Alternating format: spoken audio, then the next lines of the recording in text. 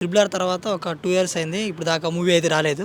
So, 'Devara' వస్తుంది కదా! ఒక హై ఎక్స్‌పెక్టేషన్స్ అయితే చాలా, చాలా అంటే చాలా ఉన్నాయి.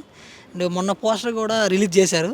పోస్టర్‌లో కూడా ఈ నేమ్‌కి ప్రతి ఒక్క వర్డ్‌కి కూడా కత్తులైతే ఉన్నాయి.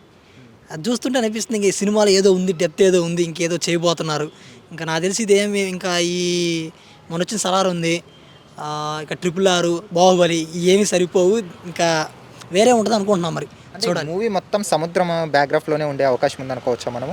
అది చూస్తుంటే అలానే ఉంది. మొన్నొచ్చిన పోస్టర్ గానీ, అప్పుడొచ్చిన మోషన్ పోస్టర్ గానీ, అయి మొత్తం చూస్తుంటే మాక్సిమం అన్నీ సముద్రంలోనే ఉన్నాయి. సో, ఇది ఒక 'పుష్ప' లాగా ఇది కూడా ఒక డిఫరెంట్ జోనర్‌లో ఉంటదేమో అనిపిస్తుంది. ఇక్కడ ఎన్టీఆర్ అనే కాదు ఎవరైనా గానీ రాజమౌళితో ఎవరైతే మూవీ తీస్తారో వాళ్ళ నెక్స్ట్ మూవీ ఫ్లాప్ అవుతుంది అని ఒక ఇదుంది. ఇదుంది బయట. దాని గురించి ఏమంటారు బ్రో?